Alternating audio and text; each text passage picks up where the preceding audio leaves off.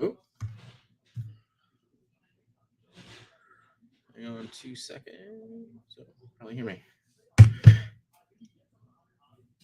Am I there? It is Wednesday, my dudes, and tonight, grab your sketchbook, sharpen your pencils, and prepare for a masterclass as we welcome the illest of illustrators, the man from Melbourne, the Migo without an ego, TheChamba is joining us 14 hours into the future, of course. There's no time to waste, so hold on to your butts, because when this baby hits 88 miles per hour, you're going to see some serious shit. Matchu, roll the intro.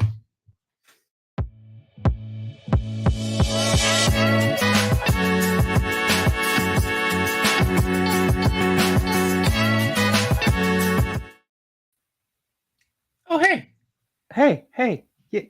You couldn't wait to curse?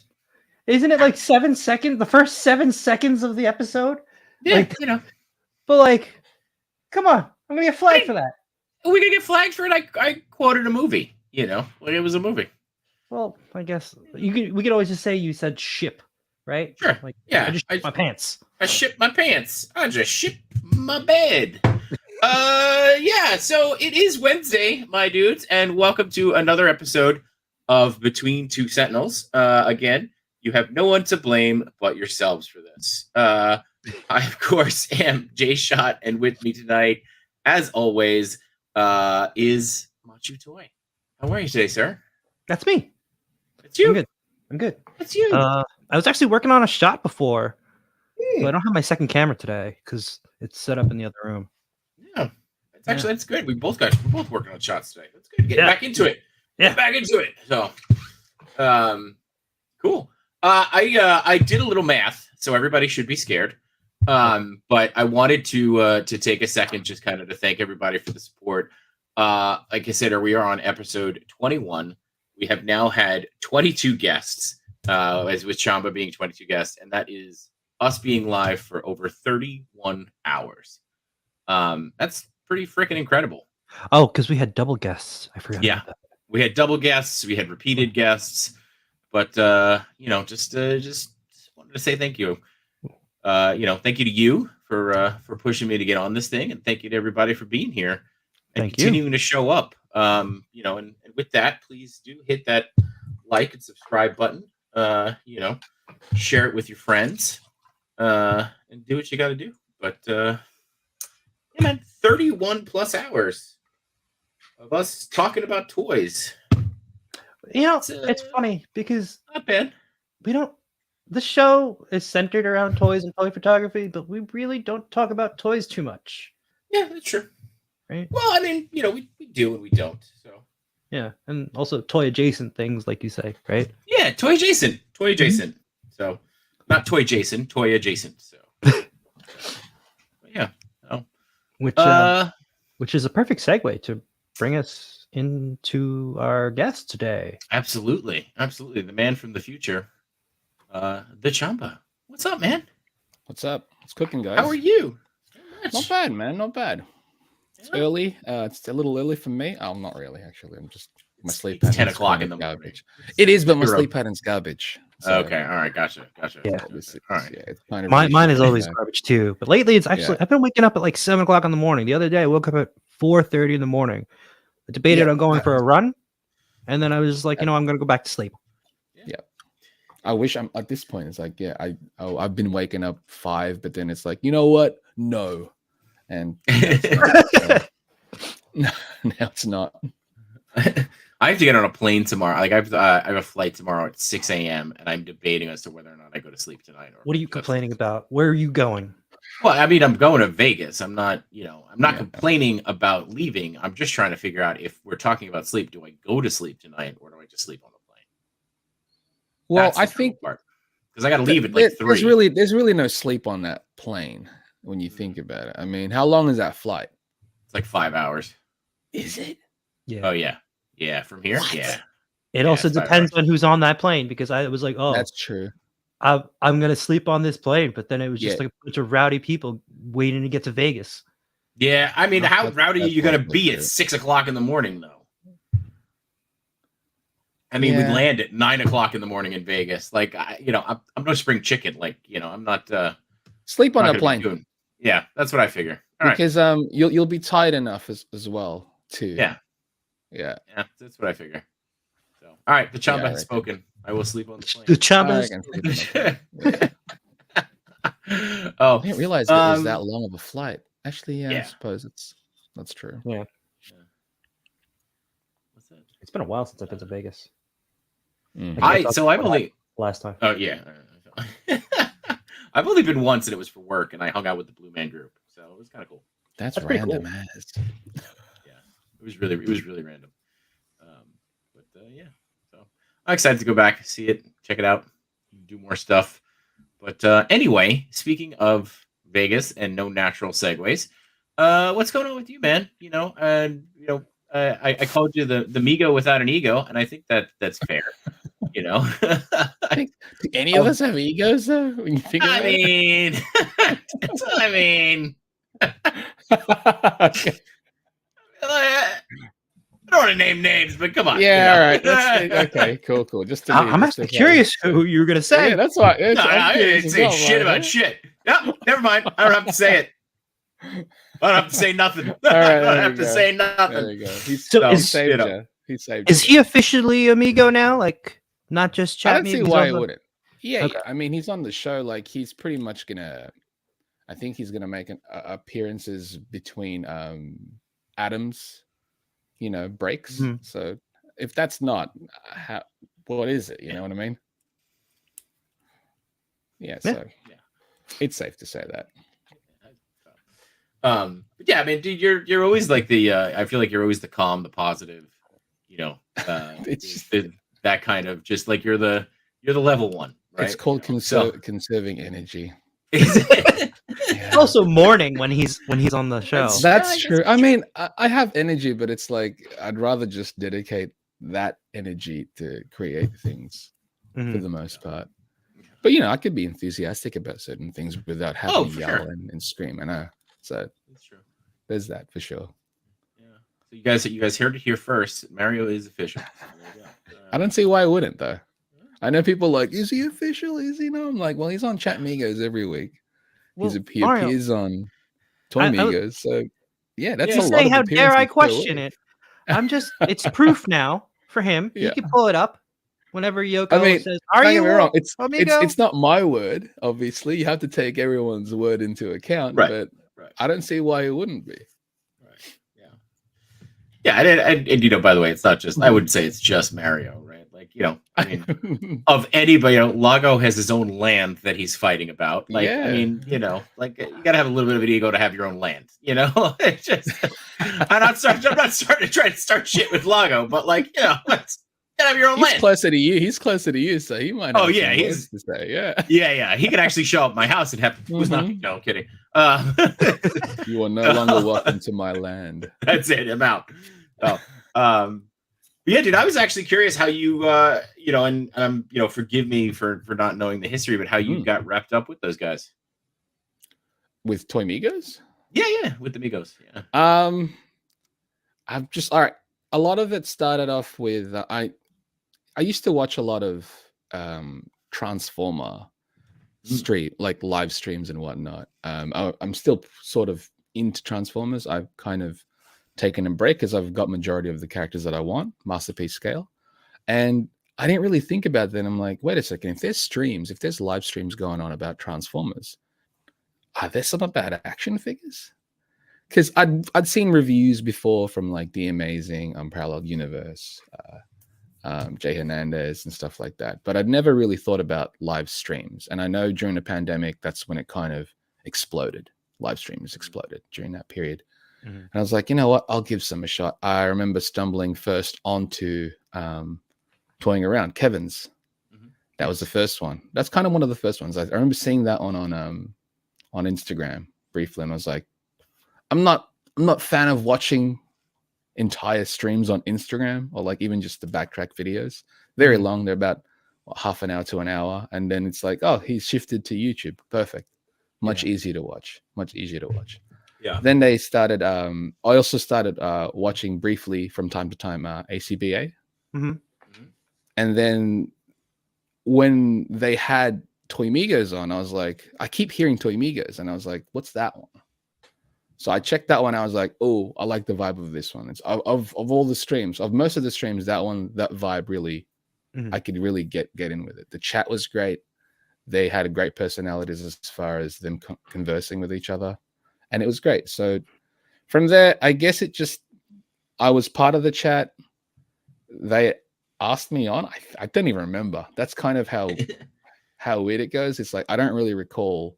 They asked me to be on at one point just to be a guest because of my background, I suppose, in working in comics. And then I have no idea how I was in there, but I guess I just became part of it somehow. I don't remember. It's like I don't remember inviting myself in there, but it's just right.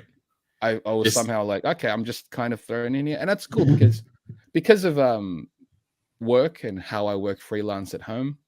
I'm pretty much in front of the computer if I'm not, trying to maintain a bit of physical activity, because I'm always in front of the computer, So, and the time difference has kind of allowed me to actually be on.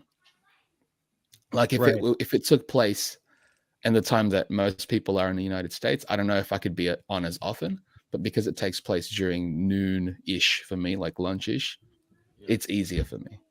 So, but yeah, like they invited me on for the guest, and I don't know how I became part of them, but now I guess I'm there. So, and I'm glad. Like they're really great people. Yeah. No, I mean, great too. The guys are great. I love they invited you on. You just never left. So I'm here now. Yeah. Well, no, it's the thing. It's like I know that Adam always says he kind of invited himself on, and he's never left. I don't remember inviting myself on. I remember they invited me on as a guest, and then they just, I guess it's like they asked me to be on, like to fill in some spots when Ernie or Adam was away, and I was like, sure, I'm here. And then they just kept sending the link, and I was like, I guess I'll just join. Why not? I mean, if they can kick me out anytime they want. That's all good, because the chat is great. You know what I mean? Like just kind of living in the chat is awesome while I'm working and stuff. But it's always nice to contribute as well. And again, they're top blokes. Right. So I mean, that's awesome. Yeah. Yeah. I think you're a fixture there now. I don't, you'd have to do something drastic to get kicked out, I'm sure. So. Right. Or I guess like, if work ever becomes really busy to the point where, but I'm like, if work becomes busy, I could still spare 2 hours. That's not a problem. Like I take breaks quite often, and I'll never make it in a sense a priority. Like if there's some deadlines that I have to do, that's obviously going to take priority, but I'm always taking breaks. And if I can allocate my breaks in accordance to when that thing is on, that's not a problem at all. Yeah. Well, it seems to work out, I think like I said, I think you're an awesome fixture on that show, because it's just like it's fun. You find that balance, and we wouldn't be able to survive without Should Be a Good One, So. It should be. I know sometimes people are like, it's somewhat like it's realistic, but it's optimistic, and I'm like, yeah, it's life, man. It should be a good one, And if it is, it's awesome. Be good. If it's not, it's all good. You still. If it's not, it's not. So there's another time. There's always another time. There's got to be something good somewhere about this show. So absolutely, there's going to be something positive about it, regardless. So if we can find those moments, then we're golden. Yes, and I also feel like I really enjoy when you give your input of like figures that they're showing or whatever, or they're talking about. You're never really negative about it. Like you hate this or hate that. You showcase the positive parts, and then you say, oh, they could do this better, or there's like things come with negatives and positive, and if you can just at least, I know like when critiquing something, this is what we learned in like art school and stuff, is before you critique something, at least bring up some of the positives before you can actually break down certain aspects that could use improvement. So there's always going to be something positive about something, unless something's just not great. But even then, it's like, this is not for me at that point. I'm clearly not the audience if this is not for me. So there's always going to be something there. And someone out there is going to obviously like it. Or someone out there obviously does like it. So I don't want to knock their thing. But also, if you like it, man, that's awesome. I think that's your win. Exactly. So, like, to me, I'm like, whenever someone goes, I love this thing, and I'm like, dude, that's your win. Like, don't care about what others think about this. You've actually, if this is for you, that's brilliant. I wish it was for me, but I'm glad it's not, because that would mean more things that I'd have to pick up because I'm so interested in it. Right. I'm glad it's not for me. And there's a lot of lines, for example, like in action figures, that look great but aren't for me, and I'm so thankful, because I'm like, oh, that's something I can avoid, no problem. Like without feeling stress. It's like, Mythic Legions, for example. I think they look phenomenal. But I can't get into it, and I'm so glad. But I appreciate all the things that people show me of them. So that's awesome. It's their win for the people who are going to pick it up. And I win for not having to pick it up. I love that. Love that idea of like, oh, thank God I don't have to collect this. Yeah, right? oh, like, that's the best feeling. That's why sometimes like I'll see something new and I'm like, oh, I hate this. And it's like, don't you love it? I'm like, yeah, that's why I hate it, because I have to. That's the only time you say you hate something. Yeah, because exactly. It's like, oh, I hate this. Why? Because I just pre-ordered it. It's like, but you hate it. No. I hate it because it's an instant purchase. That's why. It's like I can't even debate myself. I often debate myself about certain pieces. It's like, do I get it? And I can talk myself out of things a lot. But then when I hate it, it's like, no, I can't talk myself out of it. I have to have it. So it's like, yeah, I hate it, but I can't wait for it. I feel like that with everything, though, and that's my problem. Yeah. Before you even went to the part where you hate that you hate that you like something so much that you have to buy it, I was like, can you teach me this power of not having to buy everything you see? Honestly, a lot of it does stem from living in Australia, where I don't have access to a lot of things, so I have to import everything in. Mm-hmm. And because of that, I have to be more disciplined in what I get. I don't have access to a lot of things. So in order to get even just domestic things for you guys, I got to get them. Either some local shops have them, but almost double the price. Right. Or I have to order online and then get it shipped here. And then I have to consider shipping prices. So if I order something, that means I really want it. That's why rarely do I regret making a purchase. The things that I have, I make sure, because I don't keep anything in boxes as well. Everything that I have is on display. Because I'm like, if I buy something and it's not on display, it's almost as if I don't have it. Right. So why do I sometimes I do want to just buy something to mess about with. And I still have pieces, just like if I don't have it on display, I have it on my desk and I'm just fiddling with it, posing it and stuff, But then eventually, just to stop it distracting me, I will display it. But every now and then I'll pick something up, Right. But as far as purchases go, I have to really consider all those aspects, because, like, is it worth shipping right now? Does it fit in my collection? Can I make it fit somehow?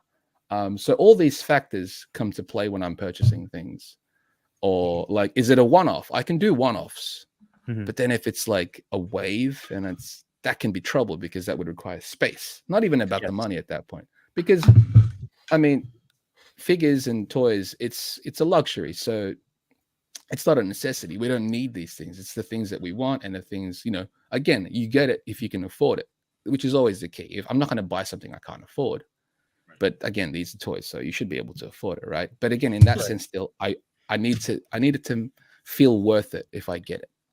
I got to justify it with myself, obviously, because that's all we're doing, is justifying it with ourselves, right? Like, is it worth it for me? Yeah, okay, I can do that. But the shipping to me is a major factor, because I don't want the shipping to cost more than the product itself. Yes. If it gets to that point, I'm like, that ain't worth it at all. It's got to be half maximum. Shipping has to be at least half the item max. If not, it's too hard to justify. I remember when I the shield that's behind Jshot.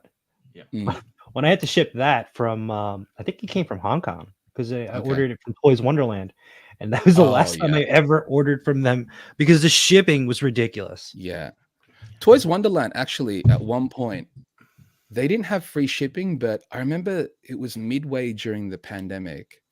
They had DHL, but was the cheapest anywhere. And I purchased a few items then, but then I remember I think somebody in-house must have realized what they were doing wrong and then corrected, because I remember Somebody was wanting doing to math. ship some. Yeah, somebody actually did math properly. And I remember looking at the shipping then, I'm like, okay, someone spotted it because they readjusted it. Yeah. And it's now what it should be. The shipping of DHL is no longer $8, because I was paying $8 to ship DHL, which is Oh wow. amazing. Yeah. It doesn't make any sense. And I'm like, oh, someone here is not mathing at all. But afterwards, it's some poor intern who's just like trying to give it away for free, seriously. you know. They got They fired. did not realize what they were doing. And I'm like, oh, I'm gonna milk this as much as I can, right? But then obviously somebody must have discovered it, because then it got back to like, shipping DHL from China became like 40. It actually became more expensive than even shipping DHL from Japan. And I was like, yeah, I'm done at this point, because I got what I needed and I'm golden. I'm golden. So that was actually, I'm glad we talked about that, because that was one thing I did want to ask you about, you know. But you know, I was going to say how do you deal with FOMO, but I mean the fact that you basically just said it, right? If it's something you want, you get it. If it's not though, you're happy to enjoy it from afar, you know. Absolutely. Also, I know a lot of the thing is people tend to buy things when they see it on sale, you know, and there are certain items where I'm like, sure, would I have loved to have purchased this item that I already have, but on a sale price? Absolutely. Like that sale price is golden, but I already have the piece, so I'm happy with it, you know. Like I wanted to pay the retail, I got it. If I was happy with the retail price already, then I'm gold. Right. If I have to wait for a sale, I guess I didn't really need it or want it. There are certain items though where, like for example, I recently purchased the Beast Kingdom. Say Beast Kingdom, I know it's not everyone's favorite, but Beast Kingdom made Powerpuff Girls. I ordered that recently. Originally, the Powerpuff Girls, the 3-pack set was going for like, I think it was like $140 for all 3 of them. And to me, I was like, each of them $140, or it's like $120. Each of them would be what? I guess $40. $40 a piece, yeah. $40 each. I think they were actually going for more, because I was working out working it out on the Discord, and roughly, I'm like, okay, roughly they're about the size of an Nendoroid. An Nendoroid goes for about $40 to $60, depending on what it is. So each Beast Kingdom is about $40 to $60. I think it was like $180 originally, something like that, shipped. And I was like, okay, I'm not a fan of that price, because they're an Nendoroid. I don't think I've not handled the Beast Kingdom quality, but and I want the Powerpuff Girls. I love I at least want a representation of them, and I think they look good. So I was like, I'm not in a rush. If I see it for a good price, then great, I'll snag it eventually. I did pick it up because I ended up getting it for like $22 each.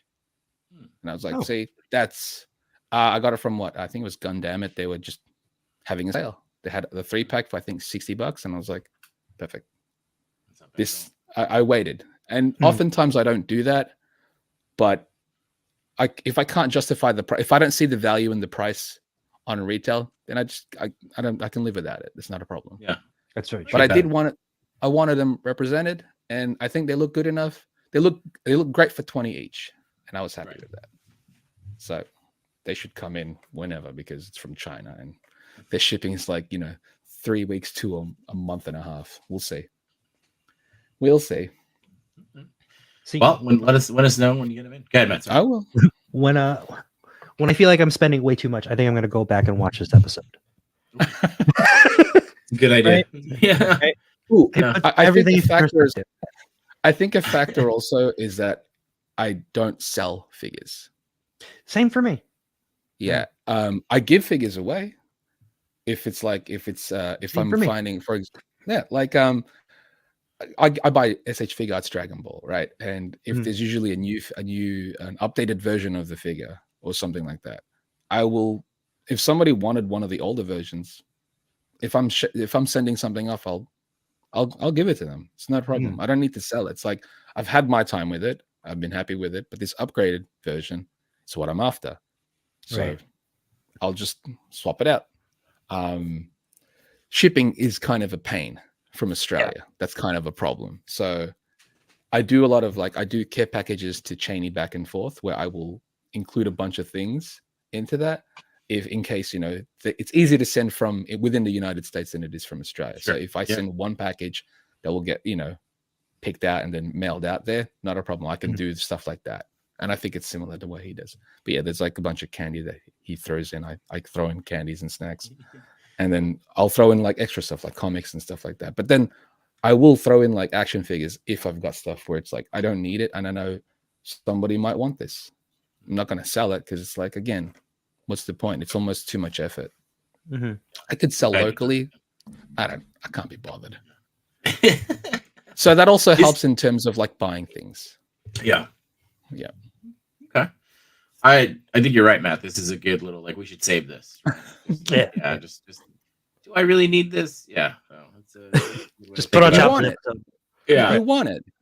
But it's like this fact is like, where will it fit? Do I have room for this? Because space, I feel, is the biggest issue that all of us have, right? Yeah. Display space. Like you can always acquire an amount of figures, but space is limited. Like that WCW Nitro entrance, I want it. Like I still debate myself about that, but then I think about it and then I look at it and it's not only do you you have the space. Not only is it a huge set, yeah, but you need the ring to go with it.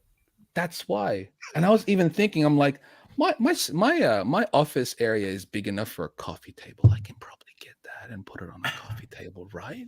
I'm like, that's an awesome coffee ridiculous. Table. It's amazing. That's an awesome coffee table. I can't even put a coffee, like a mug of coffee on that at that point. So it's like, while that idea is amazing in my head, I'm like, it's so impractical. And I don't even have wrestling figures. And that's kind of the issue that I have. Can you imagine that being your coffee table now coming to the ring? Light and sweet two sugars. To the ring. Yeah. Sweet two sugars. That would be great. Caramel macchiato entering the rumble. Yeah. Chai latte entering from the corner. Yeah. I love it. Oh my god. Oh man. It looks amazing. Do that if I get it. Like I went you should take a photo of each one. Like I even went as far as because again I look at shipping as a factor. Right. Because that's gonna be no, it's actually not. It's like $35. And I was like, oh damn. That's really cheap. That's why the debate within myself is like it's still getting there. And I'm like, but I know someone in the Discord was saying, you don't have to display the entire entrance with its full, fully. Stage. And I'm like, yeah. But then what's the point? Right. I don't want to just have a partial display. If I'm going to get this, I need to have the entire thing shown. You're going to do it right. Yeah. Exactly. And I was like, if I can't have it displayed in its entirety, then I'm not going to bother. And that's where I'm at. It's like, I love it. And as a kid, if I was a child, this is a dream. This Nitro entrance is a dream. And it's like, I know we buy things from nostalgia's sake, right? Like we just try to fulfill those childhood dreams. And I would love to do that. I don't think I'm going to appreciate it if I do have it or display it as it should be displayed. So I'd rather not have it in that sense. Oh, Mario makes a pretty compelling argument. Well, now you got to get it, John. I'm like, it's pretty much free at this point. I wish. I mean, that's some Toys Wonderland math thing right there. That's no. It's good. Yeah, it's mainly space. I can't display that piece in its entirety, so I don't think it's going to be worth it. Right. I do enjoy the fact that I get to take a pass, similar to what you're saying. I get to take a pass on all the wrestling. I don't do wrestling. It's hard though. I'll tell you that much. Looking at this night, I was like, damn it, I want it, but I can't. It's not. Yeah. Well, I don't have any wrestling figures. And I think they look brilliant. Every time you show it, I'm like, man, these figures are looking so good.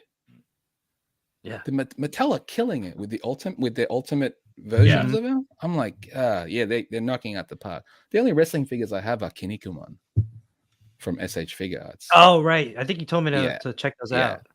I love them. They move amazing. Don't you I have could the get Storm, the Jushin Thunder Liger? There you go. I hate it. I was so quick. I have it in hand because it's on my desk just to remind me of. I don't even need a reminder at this point. I don't like this. Right? You were saying earlier. There's not many things I hate. I can tell you the positives of this, but I can also tell you all the negatives of it. And that sounds like a longer list. Yeah, exactly. If the negatives outweigh the positives, then I'm done with it. You know what I mean? Mm-hmm. Looks great. I love the design. Articulation is utter crap. It's too limited, especially for the actual wrestler that it's supposed to be. Right. And the proportions are all over the place. So it's too bulky. He's never that big. He's never show me where he was ever that big. Doesn't exist. See, I'm not a Storm fan in that sense. I do like Daniel Joyce's comment here. I'm safe from wrestling. It feels like the Facebook thing where you're like, I'm marked safe from the hurricane. I'm marked safe from wrestling today. I'm marked safe from wrestling. See, I can mark myself safe from a lot of lines, thankfully. Yeah.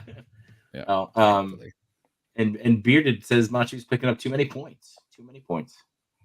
Dude, seriously. Like, a lot of Machu's posing sells the figure completely. The way you handle the posing of most of your figure, like the wrestling ones in particular, I was like, you don't know that they're capable of doing that, but it's like, it's all about how you pose it, I suppose. And I don't really handle a lot of wrestling figures in that sense, at least the domestic ones, to know that they can do that or get a close-up view of their faces and stuff. Those ultimate versions are loaded, and I wouldn't mind picking up a few of them, but again, limited to where I am. And also, it's like, I'm going to be picky and choosy with which wrestlers that I want. And then at that point, I'm like, if I got to get a couple, then there's going to be a few more. And if I don't start, then I don't dip into it. And it's easy that way. I think what's also another problem I have is I'll pick up a figure knowing that it might be bad in articulation. And I'll like, I bet I could mod that to be better. Yeah, see? and you do. And then now I have McFarlane. Yeah, right. But honestly, what you've been doing, I don't know if you've modded every single one of your McFarlanes. As soon as it comes in, or if I come in from like a target run, first thing I do is I get the hairdryer and then I just start modding it right out of the box. Which to me is kind of baffling in a sense, where I was like, McFarlane figures are so close to being great, but they're always off the mark just slightly. And that's why I don't know how much. Yeah, right. I don't even know how much you mod on it. So I'm like, man, I wish they would like, because I follow a bunch of Japanese artists on Twitter that customize, and the way they mod NECA and McFarlane is just beyond amazing. Like, it's cheaper there, so they can mod it no problem. They actually like the 7-inch scale, because there's a couple of figures there that are 7-inch scale, and they'll mod it to the point where it doesn't even look like a McFarlane. And a lot of them, I remember like seeing, it was like, if these companies could just hire some of the people in the mod community just to come in and look at a figure before they get into full production, just to show them, make this little edit, make this little edit, make this little edit, and it will be phenomenal. And I'm like, maybe one day they can do that, because it would be beneficial, at least for the line, and you wouldn't have to mod it after the fact. Yeah, I mean, the only things I really mod are like the lower torso. I'll take a Dremel to the upper and the lower part of the ball, just to get that range. Yeah, and that's why I'm like, that's such a little change that they can do. It's unfortunate. Because like, can you see that? Yeah, because the crunch on this can be improved just by modding it a little bit. Yeah, and look at that. There's so much more range just because of that little section that you did. Well, maybe one day they'll know. And then most people won't be safe. Yeah, right. And then most people won't be safe from McFarlane. Like, if McFarlane modded those little aspects, gave extra hands like they did with that Robin, it'd be, people might be in trouble. but I won't have to might take be in other trouble. figure parts to make hands for Right, exactly. character What you're that I doing like. right now. What you're doing right now. What McFarlane was at Comic-Con last year, right? New York Comic-Con. So you could always just grab him. Maybe he's there this year. He hates articulation though. He Wow. does. I don't think he hates it. Just don't think he cares. Yeah. Because in the end, it's like if it looks good to him, that's good. He doesn't Right. care about how it moves. He loves statues. So that's, True.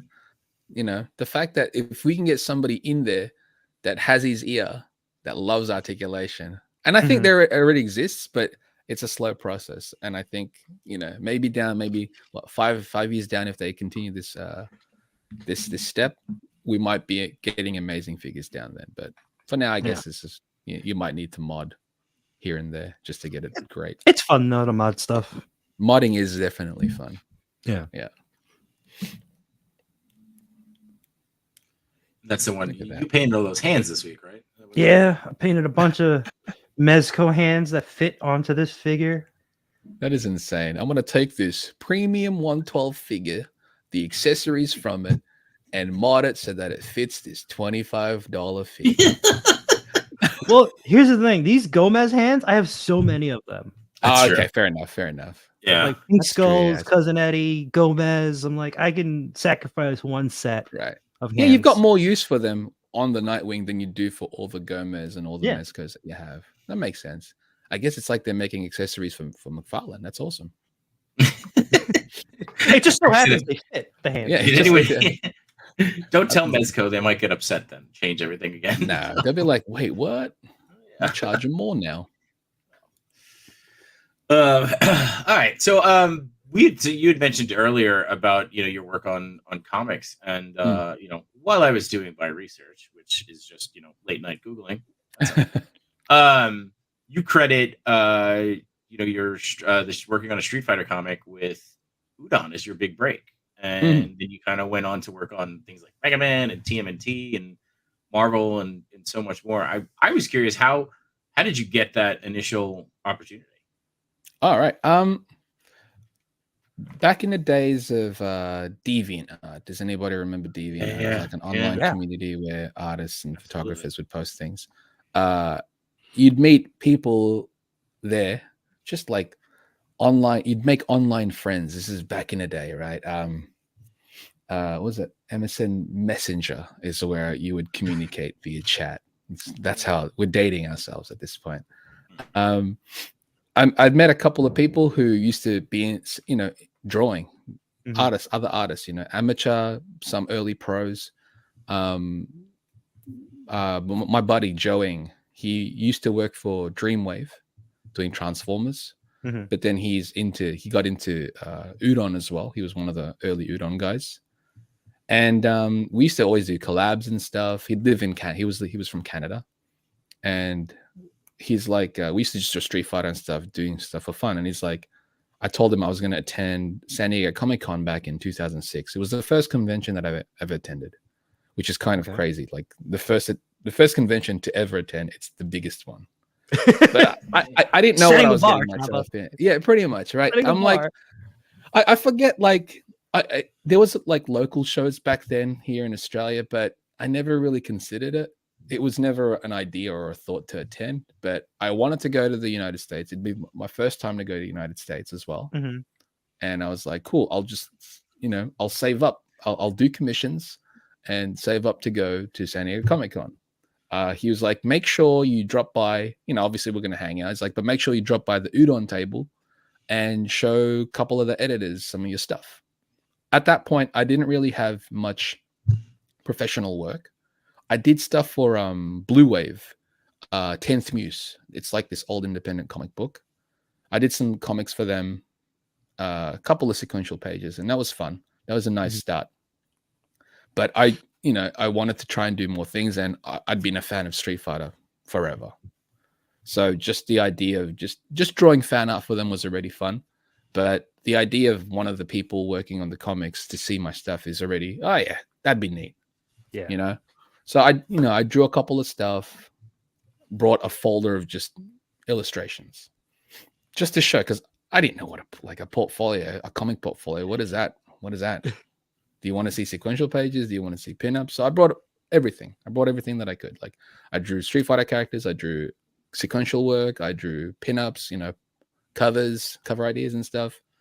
And I showed them. I showed Jim Zub, one of the editors there, editor writer there, and he was like, "Looks great, we like the look of some of this, and we'll get in contact." They liked it enough for that, and I was like, "Neat." It's like, we'd like to see some more Street Fighter stuff, and I'm like, "No problem. That's too easy." A reason to draw Street Fighter is always a reason, and I was always drawing fan art at that point anyway, so why not? Once I got home from Comic-Con, which was amazing, it's like so overwhelming. I drew more Street Fighter stuff. I got an email from them saying we like the look of your stuff, and we talked about your work here, what you could do. They used to do these Street Fighter cards. I think it's called I forget what it was called, but it was these like cards, like a card game with Street Fighter characters. Okay. So I did a few of those, and I also did some stuff for Exalted, which was this fantasy-based thing, also card games. And from there, they liked the look of it, and they were like, do you plan on coming back to San Diego Comic-Con next year? And I was like, yeah, I mean, at this point, I got to do Comic-Con annually. Like, how can I not? I got a taste of it, and it's like, yeah, it was so overwhelming at first, but you're like, this is heaven, right? This is what it looks like. It's intense. And Comic-Con back then is not what Comic-Con blew up to be. It was still kind of a little more tame in a sense. It feels like, I don't know if you guys ever attended like C2E2, or I guess your Comic-Con was already huge at the start. Like Emerald City was kind of a low-key Comic-Con, and it was like that at the early days, I suppose. That sounds so familiar. See, Emerald City. Emerald City is in Seattle. Okay. Yeah, I used to attend that one too. I love Seattle. So the next year I went, and he's like, yeah, you can actually go to Comic-Con. We'll give you a pass for Comic-Con for 2007. You can chill behind the table. You can chill behind the udon table. And I was like, that's tight, Yeah. Prior to that, I kept doing more like, the smaller work, the card art and stuff like that. I did a cover for the Street Fighter Alpha DVD. It's like this, the collection pack or something. I did a cover for that. I attended Comic-Con that year, and I got to sit behind the table, got to work with the other artists, got to communicate with a lot of the people in charge, like the boss Eric and a couple of the other editors. And in the end of the weekend, they were like, you work well with us. We like you, we like your work. We're going to pick up the Street Fighter 2 comic again. Do you want to draw it? I was like, all right, yeah, that'd be awesome. It's obviously at that point, I didn't realize what I was getting myself into as far as like, there's a big task at hand, like, it's like, here, would you like this job? And you're like, absolutely. You said Street Fighter and said job. Great. But then it's like, oh, you're going to be following up on the series that's been kind of a hit for us. It's our mainline series. And I didn't think about that until I got home and obviously saw the script. And it's like, okay, this is what I have to do. But that was my first main thing with them. And from there, I've been working with Udon. I still work for Udon. I do a lot of covers and stuff now, a lot of backups. There's Street Fighter 6 coming out. There's like a miniseries, Street Fighter 6, coming out in May. Okay. 4 issues, 1 issue every month. 1 issue every week to lead up to the game release. Yeah. I did covers 1 and 4. So I did a bookend cover. 2 cool. Bookends. Yeah. I was only supposed to do 1, but then they were like, hey, we need another one. I was like, yeah, no problem. And I was like, yeah, Street Fighter. Absolutely. I'll take it. So yeah, I love working for Udon. They're great because from them, I got to work on Mega Man, you mentioned before. A lot of Capcom properties through them. And that's always good. But not just Capcom. Because Udon does a lot of creative services where they'll do concept art for movies and such, cartoons. So I got to work on a lot of concepts that never came to be, unfortunately. And there's some properties where I guess I could talk about it since I can't really show it. Yeah. Okay. we did pitches for like Masters of the Universe. So I redesigned my own He-Mans and stuff. It's kind of cool. Battle of the Planets, Gacha, which is Gatchaman. I did concepts for what was that movie? Sucker Punch. Oh, So Yeah, I have that. I have that on the list to talk to you about. So awesome. Keep going. Awesome. Yeah. I have a reason really for it fun. too. Go. Yeah. Okay, that was really fun. I remember that was like really crunch work. Because a lot of the in the Udon team, a couple of us are kind of considered like I guess it's like we're almost like the last minute guys. We can do stuff last minute for companies and get it done at a quality on time. And I think I remember that one was like say they got to me on Monday morning, but they needed a bunch of concepts by Tuesday morning. That's who they would hit up. It's a lot of work, but it was also great pay for that work. Yeah. And a couple of us are really good at that. So I think I threw in like maybe 12 concepts or something during that period. But it was fun. It's a fun job. And some cartoons and stuff we'd do here and there. So it's fun. I wanted to ask you about Sucker Punch because when the movie came out, like before it was actually released, previous life I was working for a film festival full time, and we used to do movie premieres. And Sucker Punch was one of the movies that we premiered, and Zack Snyder wasn't there, but the producer was.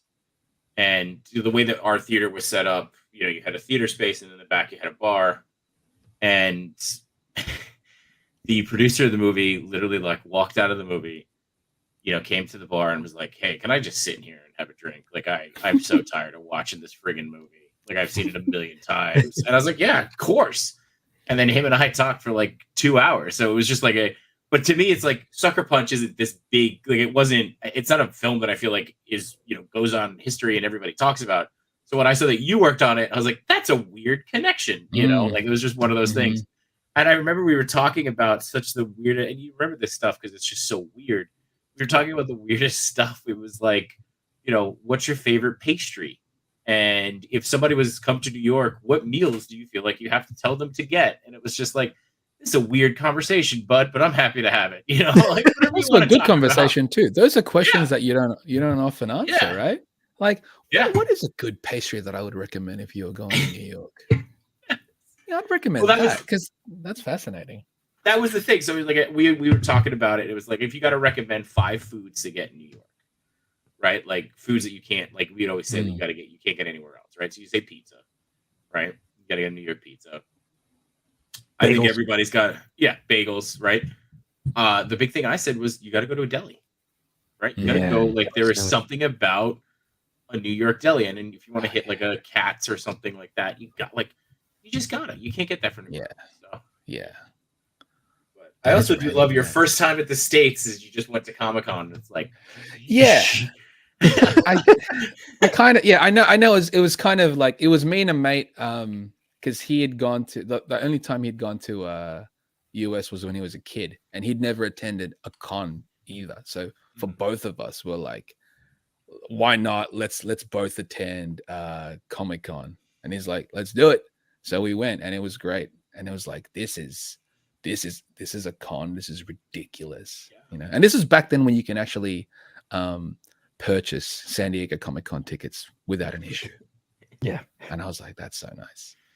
It didn't even cost a lot too, because I had accidentally purchased 2, and I ended up just giving one of them to my cousin to go. Now you accidentally purchased 2. You got to mortgage your house. I mean, if you can accidentally purchase 2, we couldn't buy our tickets because we were at Legion's Con. Yeah. See. Hopefully, you know somebody that can give you some, like just a pass, like, or we just trade it off for the day. I'm not going to attend this day. You want to go this day instead? Are you guys going Comic-Con this year? Well, we're talking. You were just talking about it today. Yeah. Yeah, okay. We're thinking of flying there the Thursday and then leaving on Sunday, but we don't have tickets to go to the con, but we definitely want to just come and hang out. There's so much that I was gonna say, like even if you're not attending the con itself, there's so much activities going on outside the convention center, and with all the people that are attending, as far as we know within the community, it's gonna be a it's gonna be a blast. Yeah, That's especially since you're going. Like that's. I can't wait. Yeah. Like I attended the first show I attended in like 3 years was MEFCC in Middle East this year. Mhm. And after that, I was like, I gotta go back. Like, this is kind of because I've been like laying dormant, in a coma essentially in Australia for this whole time. So it's nice to go back. There are shows locally, but I'm like, what's the point? To me, I'm like, I can do more. It's more benefit for me to work from home and get work done during the weekend than to attend a show, be exhausted, and then not really do much. And my mates aren't really going either, so I was like, "There's no point." Are you working at San Diego, or are you attending? What I'm going to be doing is this is what I learned at least from attending Middle East Film and Comic Con this year. Is I'm going to stay at the table at least 1 or 2 days of the entire show, just so that I can be there. But I'll be honest, I don't think it's even going to be 1 or 2 days. I'm probably just going to wander around more often than not, because again, with all the people that are attending, I miss just going to a show just to hang out. Yeah. And also it's incredibly exhausting. Another reason is it's incredibly exhausting to be at the table. And I love drawing and I could draw all day, but it is exhausting having to be there all day. It also, another reason why I don't think I'm going to be at the table too much is because normally at the udon table, there are more than one artist. It's usually me and either Edwin, my mate Edwin Iron Pinky, or Long, which is Nostalgic on Instagram. Usually the three of us are there, or sometimes even Joe Boy on Instagram. One of us, at least two of us are at the table so we can, hang out whilst drawing. I'm the only artist attending this year. So that's boring as. Yeah. That's going to be boring as. And at this point, it's almost beneficial, at least just for the udon table, to sell udon merch at the table. And so what I'll do most likely is I will open up pre-convention commissions for pickup. Oh, like I'll assign pickup times. Most likely I'm going to open it up next month or the start of next month. I'll advertise it. I'll have it open up for the whole month leading up to Comic-Con. That way you can just either pick it up, most likely just pick it up at the show or directly from me at the show. If you see me wandering around, it's just going to be easy that way. Plus I can take my time at home here and draw it. It's going to look nice. It's not going to be the pressure of having to conversate with people whilst doing, and that's easy. You get used to it. I know people like, how are you doing that? And I'm like, well, if you're okay with me talking to you, but I'm not looking at you. It's not me trying to be rude. It's just I'd rather, if I can multitask and have talk with you, but also get this done, then we're golden. But whereas at home I can get it done. I can even film it or stream it, which some people would actually enjoy as well, just to watch a process of it. So I'm going to open up pre-cons for Anime Expo and San Diego Comic-Con, and that way just pick up, and that way I'll have more time just to hang out during the show.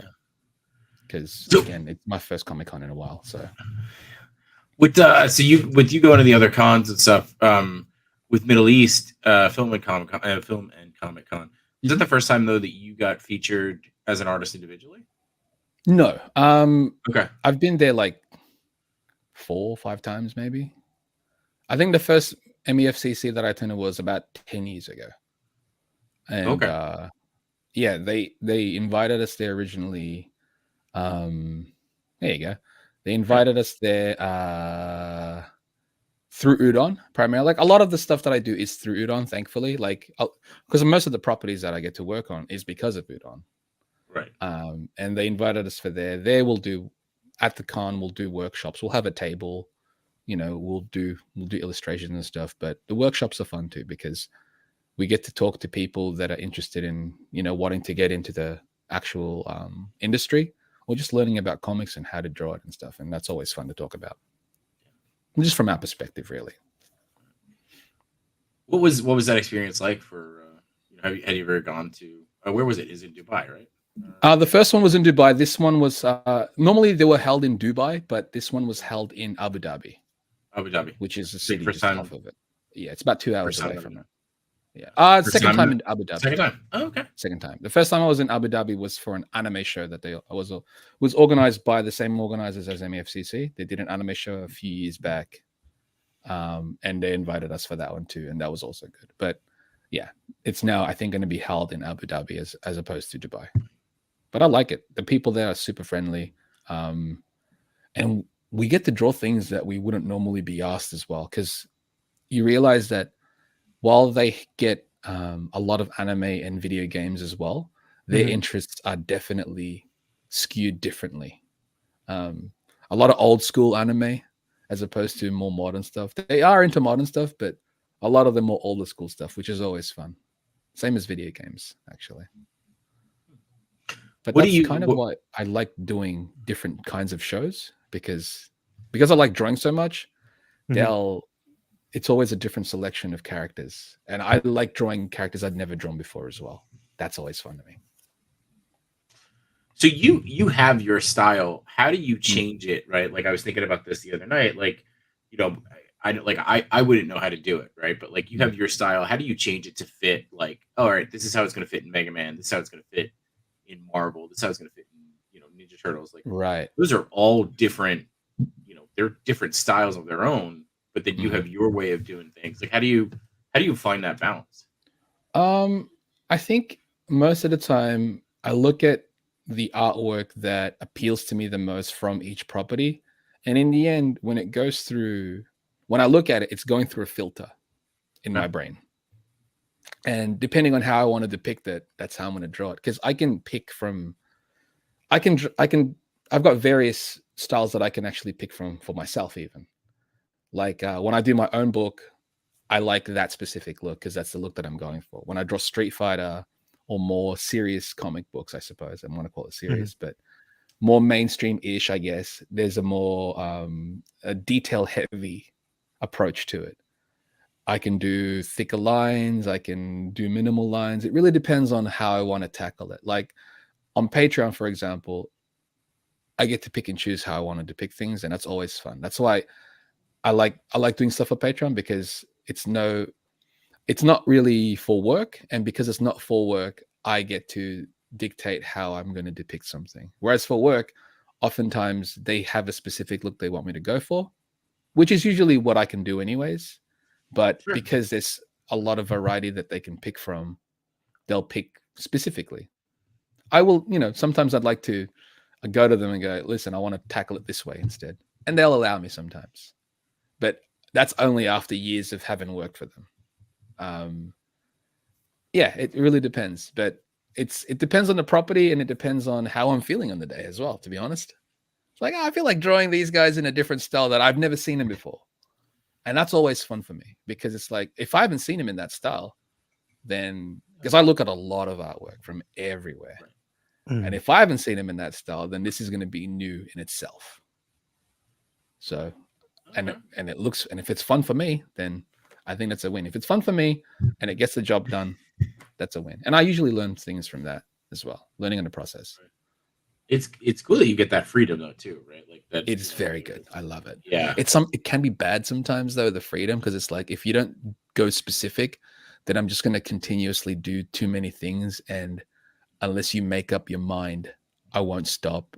And in a sense, it's not really like a waste of my time, but I'd rather get the task done. Yeah. So be specific at the start if you can. Right. If you can. Yeah. It saves us both time. That's all. So now, for something like the Avengers Tech On cover that you did, did they come to you and say, hey, this is what we want it to look like? Or did they say, have at it, man? Like, just go? It was a have at it. Oh, really? For the cover, I only did one of the alternate covers for issue 1, but I did all the interiors. For the cover, they're just like, you get to do a variant cover. And I was like, any ideas? Not really. So it's like, I'll just do whatever. That's the idea that I had in mind. What would have been nice though, I think. It is this one, right? Like, I didn't screw that up. Let me see. Yeah, that's my cover. Okay. All right. Yeah, it's my cover. What would have been cool, right, is if I did a bookend cover where because this was the first issue cover where it's only Iron Man in his tech on suit. But what would have been a nice alternate for the final cover would have been the same poses for each of them, but all of them are in their Tech-On suits. Yeah. Just a nice, it would have been a cool, it would have been a fun alternative cover. Right. But that didn't happen, and I'm all good with that, because it's like, cool, I get to do a cover. That's nice for me. What's interesting about this series, actually, or the trade, is, let me see if I can pull it up here. Yeah. I've got it in hand. I purchased the Japanese edition because they printed it in Japan, and to me, I was like, that's tight. That's tight. To have like the actual book that I worked on in Japanese is sick. But their cover is just so much nicer. And this is just all my artwork from the interiors. Oh wow. Yeah, it's weird though, because I was thinking afterwards, I was like, oh, if they asked me, if they told me what they were planning with this cover and asked me, I would have given them each individual character without them having to take the pages and then mask out everything. Because essentially that's what they would have had to do. Yeah, it's a lot of work. So yeah, it's a lot of work. I actually, just for fun for me, I recreated this cover using, the files that I have. Right. Just because I was like, this layout ended up looking sick. So I basically recreated the cover without the logo, but also with the logo if I wanted to. And I was like, whoever did the graphic design for at least this cover, knocked it out.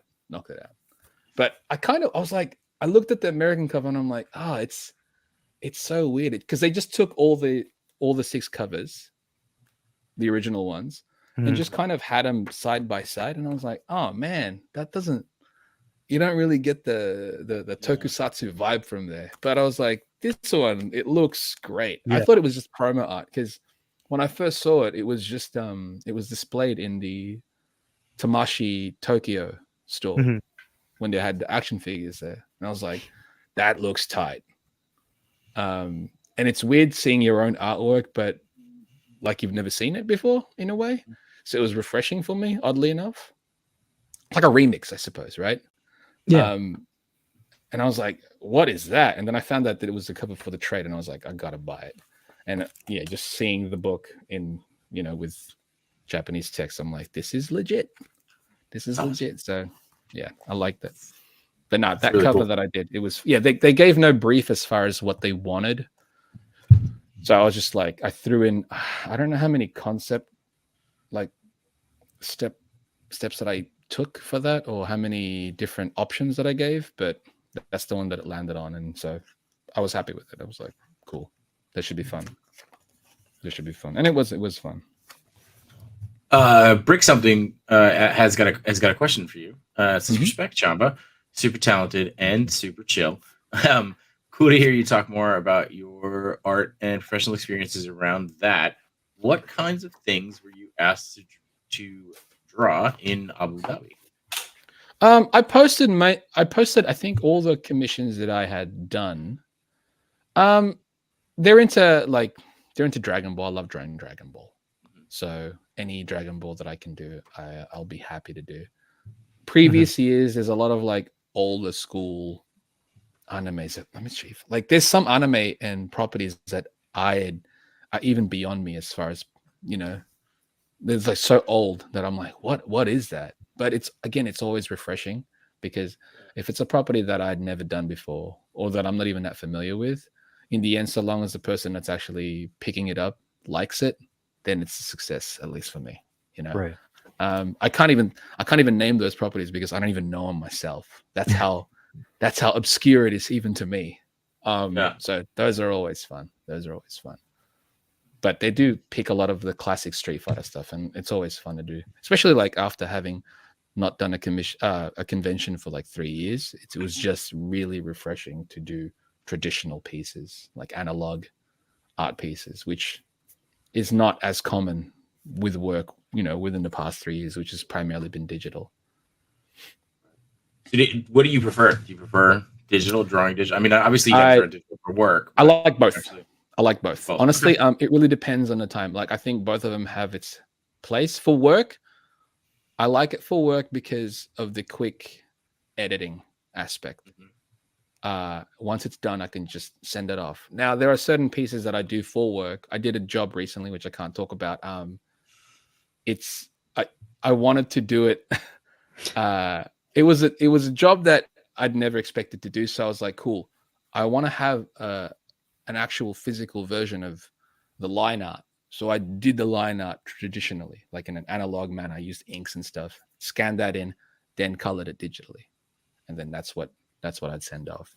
So it's nice to do that sometimes. I've done a couple of jobs where it's like that, where I'll have the analog version, and then I'll do the digital after the fact.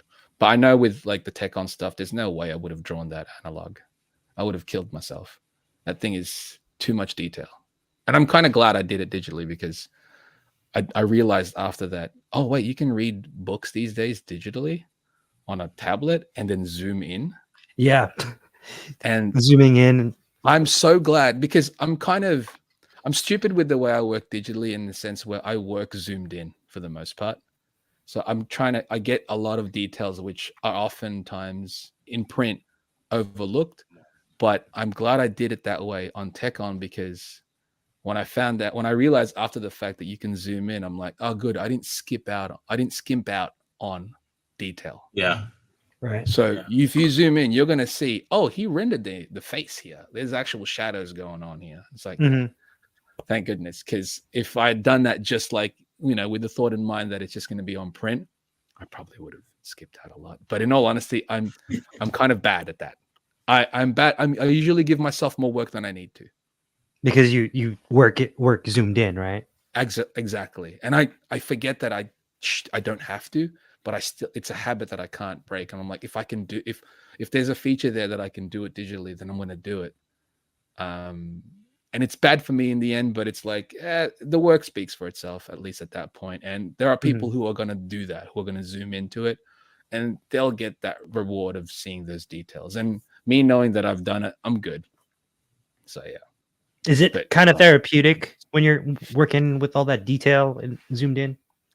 Like, because you kind of go into autopilot, right? And you just go through the motions. Yeah. Oddly enough, a lot of it is sort of auto. Like, I don't really have to think too hard when working. Thankfully, it's second nature for the most part.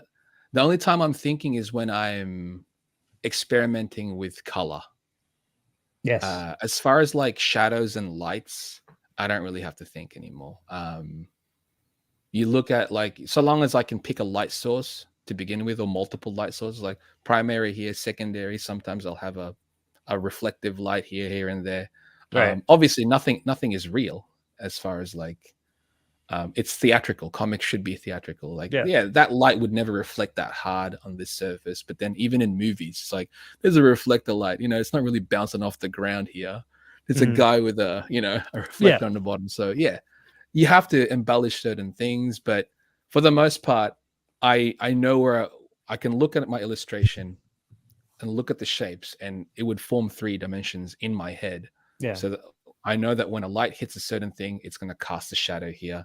That's where the shadow is going to be. And in that sense too, I can pick and choose where I want the shadow, just to be, I want to be more dramatic. Like, sure, the light will actually hit this part of his face more, but you know what? I'm going to hide it more in shade. Why? Because I can. because it looks cooler in the end. It's more dramatic in the end, and it's telling the story better. You could be realistic. You could go realism, but because it's comic, why don't you use that medium? Like, why don't you play with that? I see awesome photographers can do it too. There's a lot more work to do it in photography, obviously. Whereas in me, I could just like, yep, now you're in the shade. Now your head's in the shade. Huh?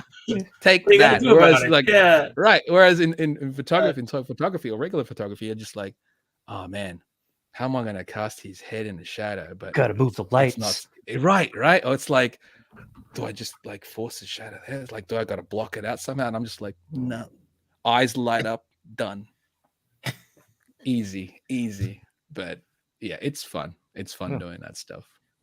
So when you actually, I'm glad you kind of related that back to toy photography, because I wanted to ask this question. When you start a project like that, right? And I know that you just said you break it down into shapes, and you kind of, do you, before you go into like the big detail thing, do you like sketch it out, Do you like Oh, take another figure? Do you pose it out? Because like I was Oh, thinking, you know, like Jason Work more or less. You know, he was showing me he creates thumbnail sketches for it before he does a toy shop, mhm. right? And then you know, I didn't know if you were thinking about Oh, like a cover or something, and you posed a figure so that you knew what you were going, or that.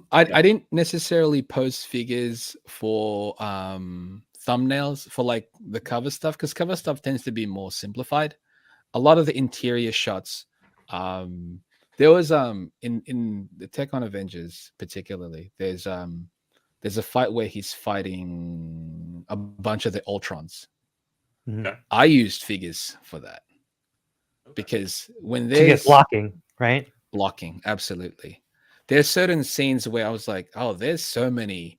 There's like the Avengers are fighting a bunch of different Ultrons, and I'm Mhm. like, that's too many characters just to think of, just to That's too many visualize the Ultrons. poses in my head. So I'll Mhm. thumb it out. I'll do quick thumbnails of that, and I'm like, I've got synthetic humans, I've got bodycoon, I've got SH figure arts, just plenty here.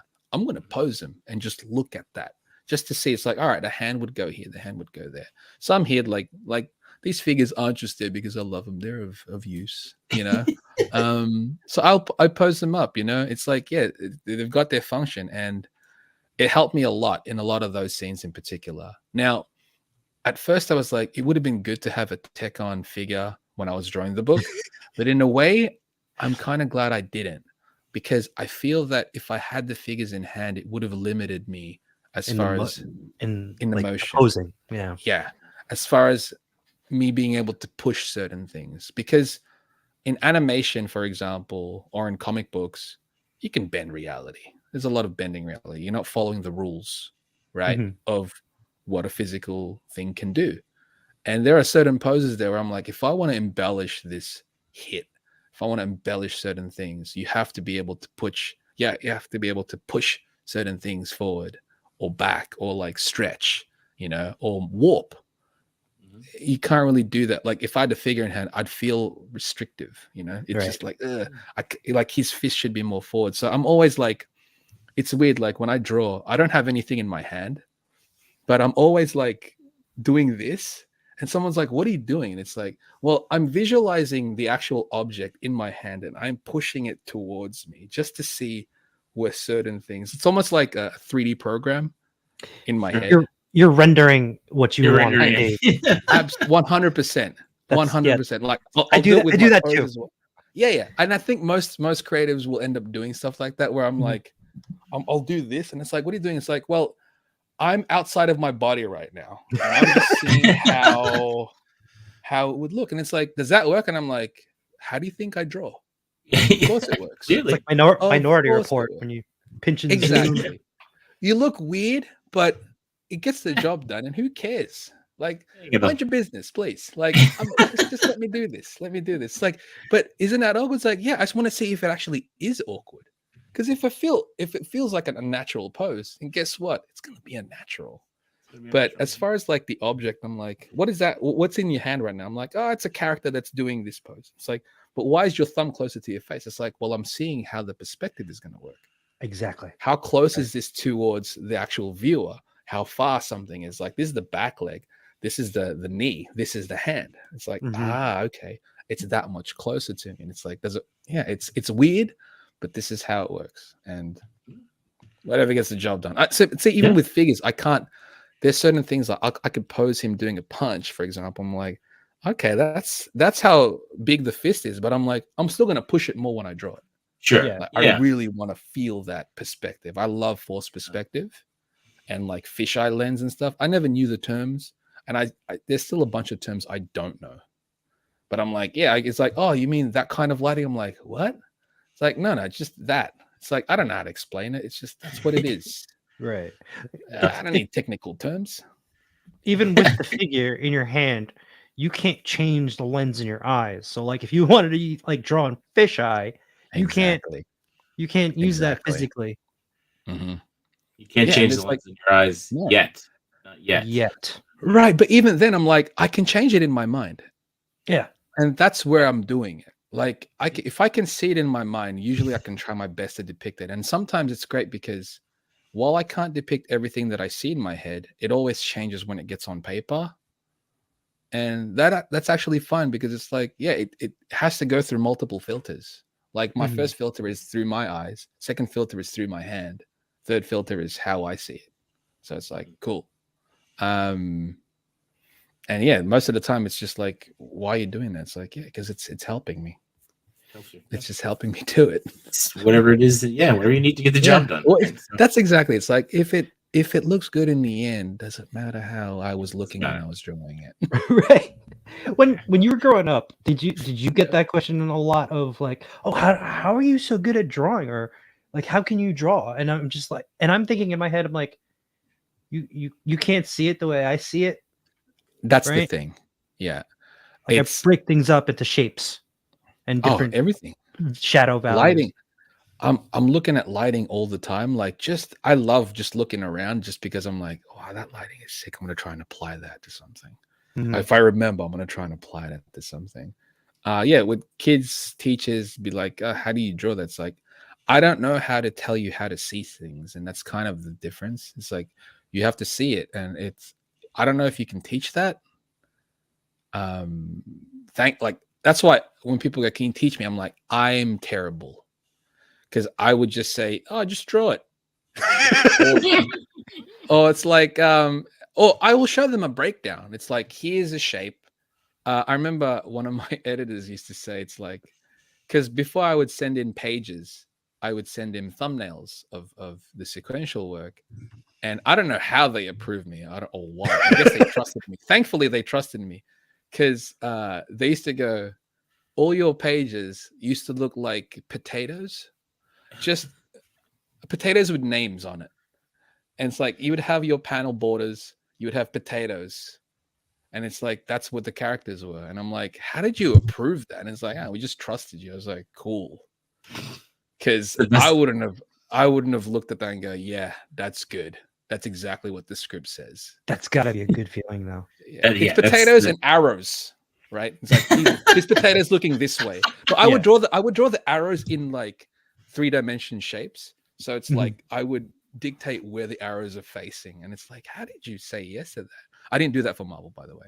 I got you didn't just send Marvel a bunch of potatoes with arrows, and they were like, go for it. I started off with potatoes on my end, but then I had to show them, like when I sent it to them, I figured in with digital, because everything is like you use layers and stuff, I would format it in like base flats, base sketch, loose sketch, inks, color flats. Basically, that's the process that I would do. Loose sketch would be basic shapes. It's the advanced version of potatoes. So it's just the potatoes with like now balloon limbs, for example, right? Loose sketch, that would be pencils, like cleaner pencils. So you can actually see what I'm drawing. Like if you go on my Instagram, when I will show, like I upload posts of different steps now. One, to have a post daily, just because. But sometimes people want to see the processes of things, like how do I get from one thing to another? So the loose sketch would be, it's just a quick sketch of the character for the most part. Is there a good example you want me to stop on? Like on Hyena. The one on that one there. Yep. Okay. Oh yeah, the one there. So that slide there, that's the color flats. That's the inks. Okay. So that's the clean line, right? Yeah. That's the loose sketch. Got it. So that loose sketch format, and that's the base sketch. That's the potato. That's the advanced potato. That's the advanced potato. Yeah. Got it. Okay. Yeah. Because my potatoes originally was literally just an actual potato. That's why he called them potatoes, because they were just like potatoes. And I was like, I never thought about it that way. It would be a potato with an arrow where their head's looking. It worked. I looked at someone and was like, wow, it works. What the hell? It's basically, it's blocking. That's what it is. I was blocking, yes. Yeah. But now I have to do a bit more advanced blocking in a sense. So advanced potatoes. But yeah, the loose sketch is basically just like the pencils, for example, now.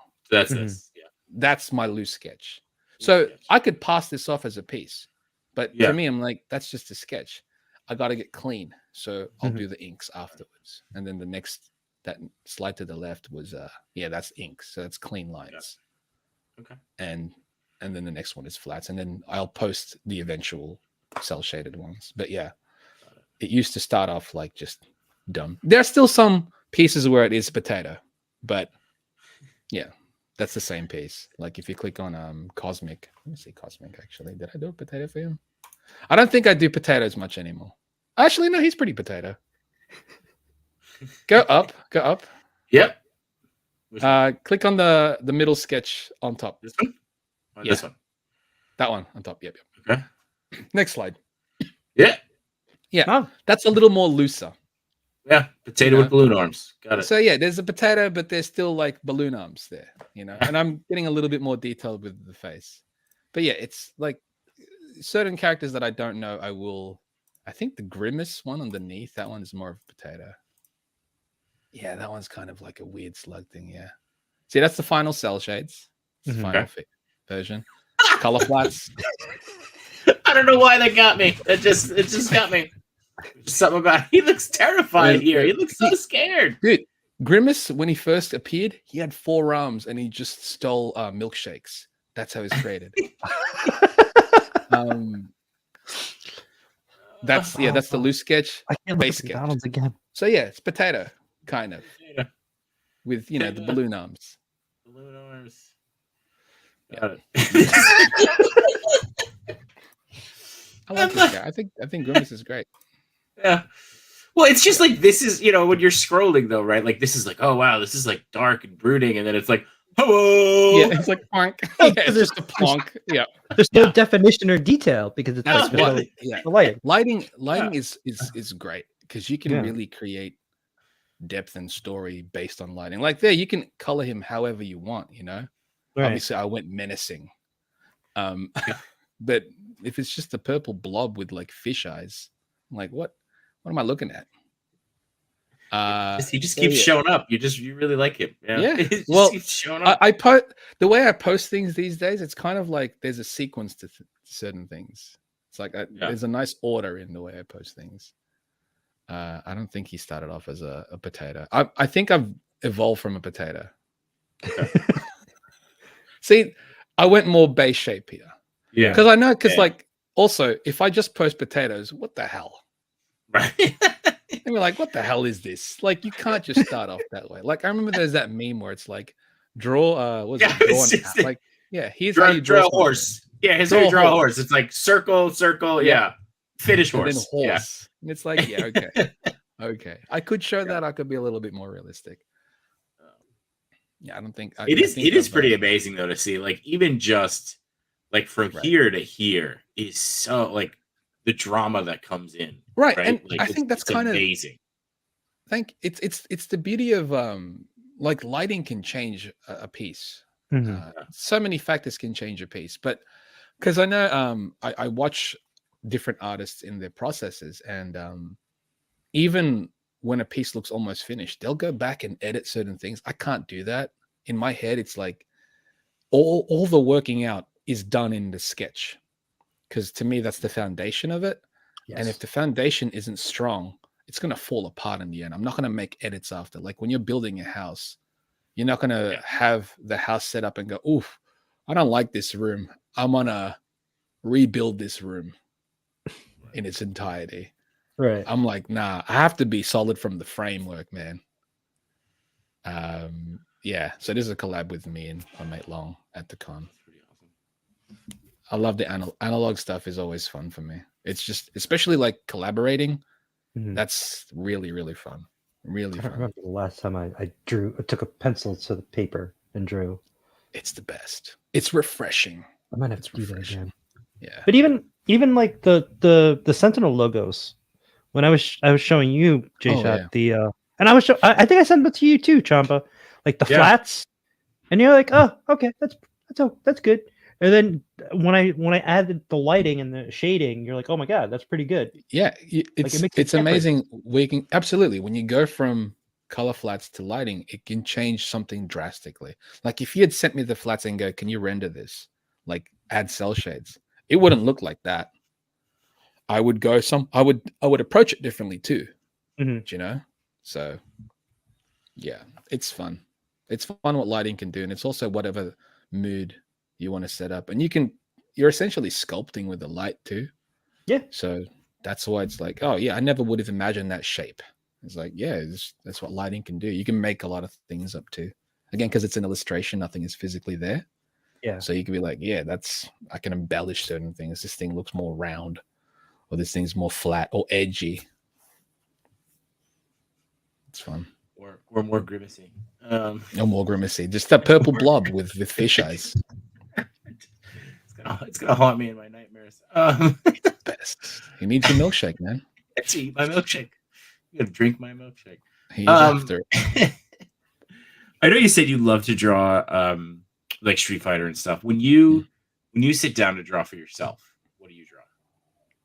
A lot of the stuff that I'm doing these days for myself is for Patreon, for example. Okay. And I'm allowing myself to draw things that I'd never drawn before because it's not for actual work.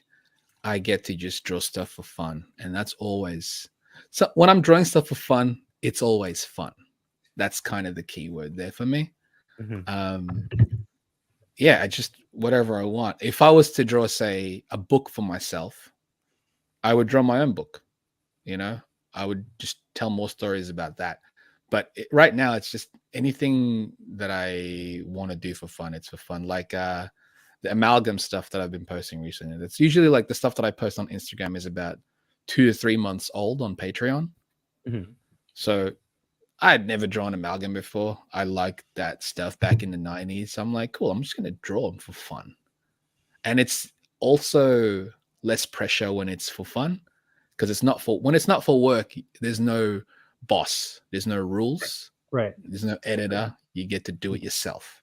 No deadline. You are your editor. Exactly. I like to make my own deadlines though, because that's just what I'm used to. If you don't give me a deadline, it's trouble.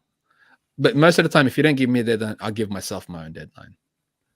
Because I don't like multitasking, as in like doing multiple pieces at the same time. Because I approach different pieces differently. Do you know? Each piece has a different approach to it for the most part, like a different process to it. Well, same process, but just my way of thinking is different. Like, yeah. So I want to get things done when I can. So yeah, the amalgam stuff was for fun. Some other stuff that I've been posting on Patreon is I don't know if I started posting it yet. I did a bunch of Marvel characters from 2099. Oh, cool. The 2029 universe. And I was like, I'd never drawn in any of them before, whether it's for work or for fun or commission. So I'm like, cool, this is a perfect opportunity now. I'm going to draw them. Just yesterday, I finished off, I don't know if you guys remember, there's like a 90s cartoon called Monster Force. They had a toy line as well from Playmates. I did a piece for that just for fun as well. Because I'm like, these things I'd never really think about doing. And you'd never see anyways. I know, would it be more beneficial for my Instagram if I were to draw more modern things that were kind of popping off now? Sure. But I'd rather draw stuff that's fun for me. Right. So I don't care. And yeah, that's the beauty about Patreons. Like if there's anything that I want to draw for fun, it's going to be on there. And then I'll eventually post it on Instagram. Usually that's how it works. Yeah. And I think we have the links to your Patreon here too that we can probably just even drop down in the. It's on the. It's on your thing too. So it's on my thing too. Yeah. Yeah. Oh, hi. And you did mention your book here a couple times. So random views. I'm just gonna random views. Have that queued up. Volume 1. Right. That was like what, over 10 years ago at this point. Yeah. I did volume 2 like 3 years back, but because when we tried to launch it, it was during like the peak pandemic. It was a bad move for them. Like I told them, don't do it. Like don't release it now. It's not going to work out. That's not it. Yeah, those are pages from it. This is my own property. I got my mate Leonard, who attended Comic-Con with me for the first time. He's a uni buddy. Wanted to get into writing. I liked the way you write, and that's what he was more interested in doing. So I got him to co-write it with me.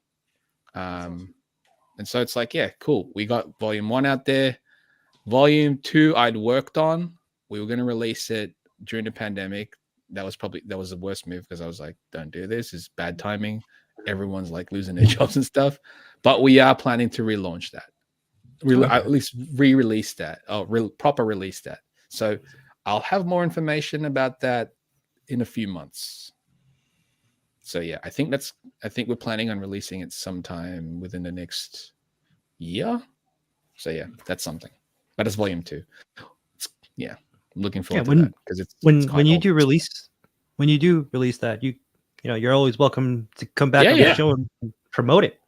When we launch it, like I think when I advertise, when I can advertise it, when I know more information about it, I'll definitely be promoting the crap out of it, because again, it's just, it's weird though, because of the time, because I'd done it maybe 2-3 years ago. I was like, during this whole time, if I wasn't working, I probably could have done volume 3. Honestly, like I was like, oh man. But then when I think about it, I was like these days in particular, I think I was burnt out slightly from TechOn, because that overworked me so much, in a sense, where I put more work on myself. I'll do sequential pages now, but I feel like I'm more slow. And I'm like, oh, it's not. I don't think it's age either. It's just that there's certain aspects. And also, I'm kind of maybe rusty at comics at this point. I'm just too used to doing pinups and stuff these days and covers. But I can probably get back into comics. And you do a lot of commissions too, right? Like that's definitely... I do commissions when I'm open right now. I do commissions. I do a lot of freelance stuff, and that's pretty much what I'm doing at these days. Okay. Like nothing major. There's some stuff I can't say yet, which I haven't started yet. It's twice now that you've been like, there's some stuff I hate talking about. I hate that. But that's, you guys are used to that too. This was a commission. Yeah, that's well, I have them ready to share. So you guys are probably used to that, like a lot of NDA stuff. Yeah. So it's normal. I break NDAs. I screw NDAs. It's fine. I did. I'll be honest. Like I don't post anything online, of course. Sure. Yeah. Right. Yeah. That's the biggest no-no, because it's like once it's online, it's there. Then everybody can. Yeah. Absolutely. Right. Yeah. You don't want to. We don't want you to get in trouble. Exactly. I don't want to get in trouble. I don't want to get in trouble. But for the most part, it's like, here's a thing that's going to come out in like 3 weeks, and it's like, all right, fair enough. That's fine, I guess. Or it's like, here's a thing that's going to be announced in 3 weeks. Like, I think I have something that might be announced soon, and it's like, yeah, I can't show it yet. Once it's shown, that I'll pimp it then. Okay. But well, I mean, I'm gonna put you on the spot. What was your favorite commission? This was fun. I'm glad you guys approached me with this. This was fun. I know the ones on the corner with the Sentinel heads. You didn't say that. I was like, I'm gonna do it. Yeah. No, you did it. It was just they're just fun. Did it. Yeah. I'm gonna do it because I was like, that's fun. It's like, yeah, you wanted the 2 characters. I was like, wanted you 2. I was like, cool. Oftentimes, also, normally, I usually decline commissions when it requires me to draw people, and not because I don't enjoy doing it, but because I don't know what they expect from it, and I don't know if it'll if it will match their expectations of certain things. Like, if people see themselves a certain way, and the way I would depict them, it's not a caricature where I'm not going to embellish certain things, but I'm gonna cartoon. I'm gonna make you a cartoon. I don't draw realistic, so you're not gonna get that. Right. But it's like you're capturing an essence. Yeah. Right. Absolutely. I have to try. Like, that's the goal. It's like when you look at them, you're like, okay, I know who these are supposed to be. That's the goal. Right. Yeah. I mean, you and I did go back and forth a little bit, and I was like, Chamba, where are my abs? And he's like, yeah, it's like, no, Chamba, draw my abs. He's not lifting his shirt. You're not lifting his shirt, so I can't. It's just weird to show the abs through the shirt. It's not how it works. Well, so it's just... I will say though that when you guys were going through this, right, and I don't think you didn't really give me a heads up you were going to ask him. You just did it, and then you showed me the drawings, and I was like, cool. I was gonna cut my hair. Now I can't. You And here's can the totally thing. cut your hair. We'll With just the hair, recommission I him. can edit that. That's not a problem. Oh, yeah, I'm sure you Yeah. can, but I'm just gonna keep it. I'm gonna keep it because it's Oh, on the if you're gonna drawing. cut your hair, let me know. If you want an update, that's not a problem. Like, there's also the style that I handle these with. It's not too much work as far as like the editing process. Like if I was handling this like I handle, say, the Tekken stuff or my regular Street Fighter stuff, Mhm. there's a lot more work involved into doing the edits because of the way I do my work.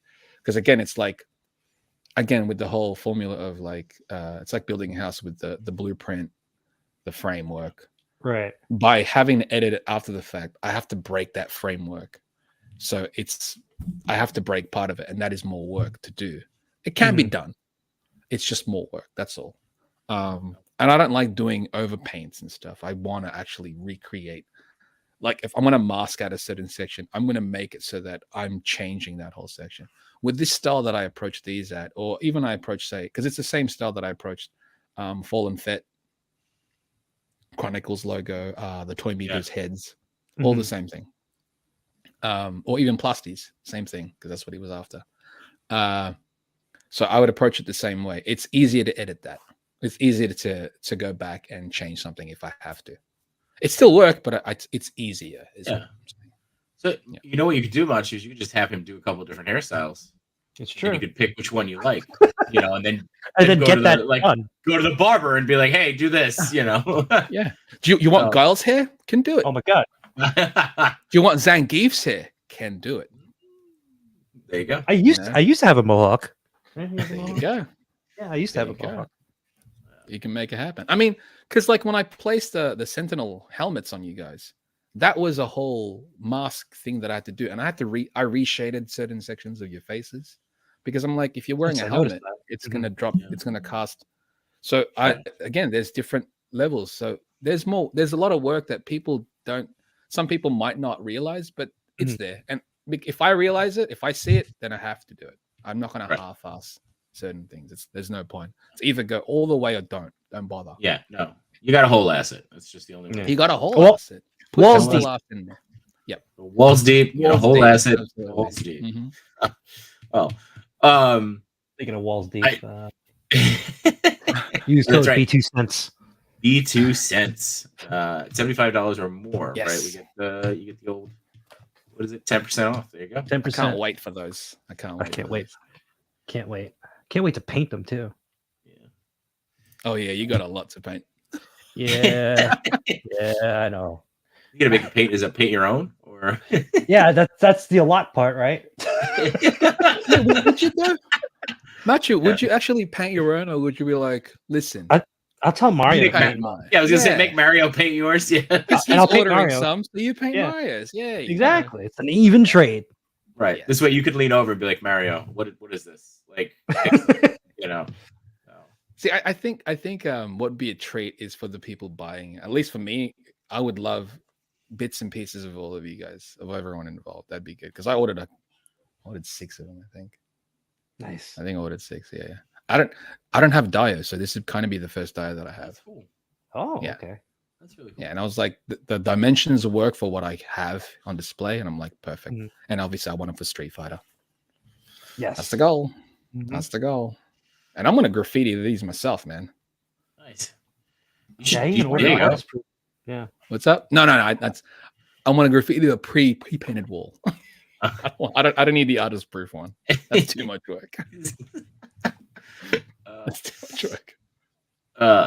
So I know that there's a couple of things that you told us that you can't show us, or you can't talk about. Is there anything though, that you're working on now that you can give us a little sneak peek on? No, that's the thing. Like, I'm not really working on. I'm so freelance right now that most of the things that I'm working on are Patreon. Some stuff which I can't talk about, unfortunately. I could talk. Obviously, I talked about the Street Fighter covers that are coming out in May. Yep. So issue 1 cover and issue 4 cover I did. So that's the first week and the last week of May. Got to pick those up. I think because these are actually tie-ins for the game. Cool. So that's why it's kind of a thing that Capcom's doing. Normally, Capcom isn't as heavily involved in the Street Fighter comics, but because these are tie-ins to the game, they're more heavily involved. I know issue 1 is illustrated entirely by Bengus, which is just, to me, mind-blowing. If people aren't familiar with Bengus, Bengus is one of the old school Capcom artists of the 90s and today. Marvel vs. Capcom, all that beautiful artwork, that's him. Yeah. Was it? Wow. Yeah. He's done a lot of stuff. Darkstalkers. I had like the thick Street Fighter book with all the artwork. Mhm. Was that by him? Bengus did a handful of, like, it's a lot of the classic artists of Capcom, Kinu Nishimura, Bengus, Akiman, Daigo Ikeno, Ereyan. Those are to me the high. And yeah, Bengus is drawing entire first issue, which to me is like, oh, you mean I did a cover where he's drawing the twos? It's bananas. That is bananas to me. Issue 4 is drawn by Chisa Misato. She's one of the more recent Capcom artists. Phenomenal too. So I was like, wicked. I forget who's drawing between. I think it was Panzer and Hanzo. So those are good. Those are Udon artists. So yeah, it should be good. But yeah, those are a lead up to the video game. Issue 0 is also, that's free comic book day. I think issue 0 is drawn by Edwin Iron Pinky. So that's kind of really some of the only stuff that I've done recently. Yeah, it's a lot of it's been I've taken a break, I suppose, from a lot of major work because it's just exhausting. Plus, it lead up to convention, lead up to Comic-Con. I don't want to take on too much stuff. Yeah, it's more pressure, and I'd rather not. I'd rather not. Financially, I'm also in fine. You know, where I can. That's kind of the thing about freelance. Is some jobs it's like it's going to be a lot of hard work, pays great, but you're gonna. And after that, I can just take a break for a little bit. And, you know, again, commissions and Patreon stuff. Well, I don't have to rely on Patreon, which is good. It's just there for fun for the most part. But yeah, commissions are always open, at least for now. And rarely commissions are open. So I think it's nice that people are kind of taking advantage of that now. Yeah. Because it's not always open. I hate it when I'm so busy with work and that's when people are hitting me up. And it's like, I can't do it. Well, that's a good thing. You know, now you get to you can do it, and you know, yep, things ready. I can do it. So, if you're interested in anything, hit me up. We can always talk. You too can have your own Matchu and Jshot. It'd be weird if people were just asking you for characters or for commissions of us. Yeah, it's like, can you draw a mohawk version of Matchu? Yeah. Or could I get the abs version of Jshot? Do it if you want. Yeah. My abs are on pre-order, just like everything else. So yeah. Do we want to take a look at some pictures that we like this week? Oh yeah, sure. As we're approaching our second hour in the show already. So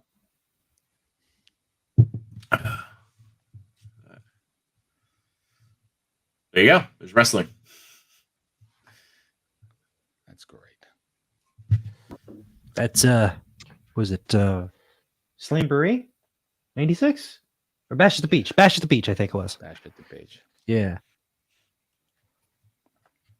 And the Mean Gene is the what's called, right? That was a Build-A-Figure? Yes. That was the Build-A-Figure? Yep. That's weird. Yeah. Build-A-Gene. Yeah. Build-A-Gene. I like the little Hulk figure on the mat. Oh yeah, I didn't notice that. I just want to know, where is the Gorilla Monsoon figure? I just like. That's what you're waiting for. I know. I'm waiting for it. That'll be my first wrestling figure purchase. It's just Gorilla Monsoon. So. For you. You mean right? Yeah. That's it. Right. That's it. You gotta start with Gorilla and then go downhill from there. So. But how many people? I mean, besides me, how many people are really asking for a Gorilla Monsoon figure? I would totally get one. There's a lot. Yeah. Oh wow! I didn't see this one. This one didn't even hit my. This one didn't even hit your feed. No. This is a good one. No, I'm usually 97 is usually all over it. That's really good. That's a great shot. Really like that. That's a nice dream that Boba Fett had, right? Right. Everybody else fell. Yeah. Inside the back to tank. Yeah. Yeah. Yeah, he woke up and he's like, oh, that was a nice dream. The lighting on this is nice. Oh, it's fantastic. Yeah. This is solid. This is the one There you you were go. talking about, right? Yeah, that was what I was talking about. Yeah. The amazing with his custom head sculpt with Storm. Yeah. Speaking of dreams, yeah. Yeah, right. A guy can dream. Yeah. I mean, just even the posing there though is really, really good. Yeah. Very natural. Yeah. Yeah, and it that's the looks thing. like he's carrying her weight, right? Like That's you why. feel it. Yeah. I was gonna say, like, with a lot of pose, I know people want more articulation for certain things, but it's not even to hit dynamic posing; it's to hit subtleties, and that's the part that makes something feel there. You know, the weight, like you just mentioned there, like it feels like he's carrying her, and certain figures can't do that because of the lack of articulation. But also, that comes into posing as well, for sure. Like D knows how to pose. That's the thing. So this is it's a fantastic shot. I like how natural that looks. Yeah, and It just a looks little so good. detail in the background. Yeah, those are great accessories too. Dang, I know. I want them. Yeah, they look great. Like if you showed me this shot, we're like, what are they advertising here? yeah. The lighting is great. The Even the lighting's great. The cabinets. props are great. Mm-hmm. You know, lighting props setup. He needs a little tiny nitro set so he can have his coffee cups come out. Yeah, that's true. Damn, is that what's gonna be? That would have sold me. If it came with a nitro mug. Oh my god. That'd be funny. Oh, this is Henrock. Henrock did a really good job. Yeah, he did a really good job. I think he used a custom cape on this. He said in the Oh, yeah? chat. I think it was on. That doesn't look like his actual cape, right? Doesn't look like. Well, he came with. I mean, mine came with two capes. I don't know if you're right. Yeah, one is wired. Yeah. One's wired, one's not. Yeah, but I couldn't get that. I was trying to use the non-wired today, but I couldn't. I had more trouble getting the non-wired on than I did the wired one. The non-wired one doesn't fall right because it's not enough weight to it. Mm-hmm. So, but yeah, I find this shot fun because it's like the symbol's up, but he's just ignoring it. He's like, yeah, I'm on a break. Yeah. Alfred, get the car. It did though. In seeing his shot like this actually made me, like a little disappointed that there wasn't just a Keaton head, that we didn't get just a Keaton head with this. Yes, I wonder if that was like licensing. I mean, the mask. It's definitely him, right? It looked like in there, so. But yeah, I just thought it like and it didn't hit me until I saw the shot where I was like, wait, why don't we have a Keaton head? So, but yeah, he did a really good job on this. And I was watching, what was it, Returns? And the light does actually show up right above him. Yes. Yeah. Yeah. There was always that weird thing where it just reflects off the sky. Nobody knows who Batman is, but we're going to shine this light right into Wayne Manor. That's why he's ignoring it. What's he holding in his hand? I think that's like a communicator thing. Okay. From this angle, I was like, is that a pack of cigarettes? Oh, I can see. Yeah. I was like, he's on his smoke break, and he's like, he's on his smoke break. He's like, not this Joker shit again. I can't even catch a break. This is crazy. I'm just lounging on my chair. This is. Yeah. That's the posing is great. It's very natural. Yeah, it is. He's got his lobster thermidor in the fridge, ready to go. Yeah. There's the symbol. Have you moved the legs yet on yours? Yeah, I've messed around with it. I've already noticed that one of the legs is starting to do that springy thing. Oh, so yeah, that's the thing I worry about synthetic, like the silicone bodies. Yeah, the bounce back, right? Yeah. Like anyone remember those bendy toys as kids? Yes. Yeah, once the wire breaks, it's just Yep. It's garbage. Flopping. You know? Yeah, It's just garbage. flopping. Well, that's why I was like saying, like in some chats, I'm like, if you get this Batman, pose it as much as you want now, because it might, Yeah, it might that's it. bounce back. That's all you're gonna Yeah. get. Yeah. Yeah. Well, if you're just gonna pose it like you just want him on your display looking like Bat standing there, then it's doing its job. Well, But at that so point, that it's was like, the are you utilizing this premium figure? Yeah. I mean, but that was the other thing too. It's like if you go back, if he isn't fighting, and even in his fighting, he's not. Oh, It's like he's just He smacking barely guys moves. down. Yeah, he's yeah. not. There's not a ton of He was posability. doing high kicks.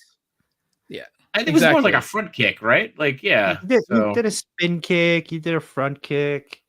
so- I mean, he got some. It wasn't Keaton in the suit though. That's for Of course sure. not. Of course not. No, Right. no, no. Yeah, you don't Right. see Keaton doing a roundhouse. No, That'd be amazing, though. that would be.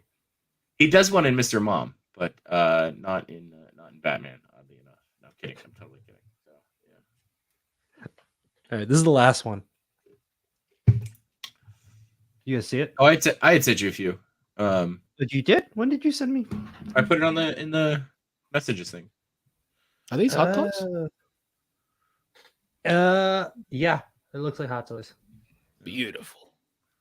Yeah, the light. This is the same person from last week. With the With chairs. The Yep. chairs, right? Okay. Yep. Yeah. That's genius, by the way. He's Mhm. It's When I saw that, I was it's like, just wow, the natural that's lighting. genius. Yeah. Yep. You guys were saying, wow, these are like to achieve this shot is so much money. Yeah, that's right. Yeah. That's right. Just the amount of But, I figures mean, she look had. at the results. Golly. Yeah. Yep. You could get away with minimal lighting, just the daylight, Yeah. just peeking through. Natural lighting, man. It's hard to beat, Yeah. especially when you can utilize it. Look at that. That is beautiful. This is like seeing stuff like this, you can fully appreciate. Okay, hot toys are a thing, like 1/6. Yeah. scale. Yeah, There's a reason why they exist. I have a few. Yeah, I got some I'm just 1/6 as well. I I'm gonna forget. keep it as a few. It's smarter too, but it's honestly, I think what's holding me back from getting more 1/6 is space. It's always the case. Right. Right, and I Space went is and always the case. I also ordered the Keaton and the Batmobile, and I'm gonna have to put that in the garage. Ooh. Well, yeah, gotta put that in the Batmobile, garage. Batmobile, it should be in a garage, right? Yeah. Where did you send me the? In the notes app. Oh, Where you tell okay. me to put it. Yeah. So, but yeah, I mean, they're nothing crazy. I just wanted to make sure you had something from me. I got. Hold on.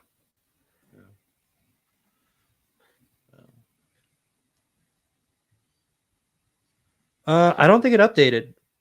Oh, all right. Well, anyway, again, it wasn't anything. So Because I have it from 20, and we're on 21. Good. Go down to 21. 21 is that's today. I don't see it 20. I don't think it updated on my app. On mine. All right. Weird. Sorry. That's okay. Here, Next- actually, I'm gonna next- message. next There one. was one of them, so there was one that I really, really liked, so I'm gonna send it to you. All right. Hold on. I just messaged it to you now, so you got it. You got it. Hold on. I got other notifications popping up. Popular guy. Popular guy. I also took my phone off of the Wi-Fi, so that way I don't have any problems. With the Wi-Fi.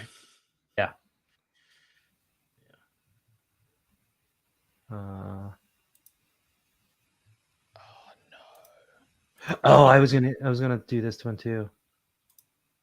Yeah, I really liked it. Superman.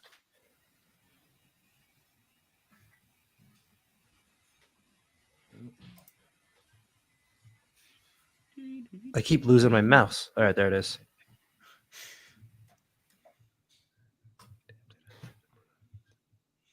See it?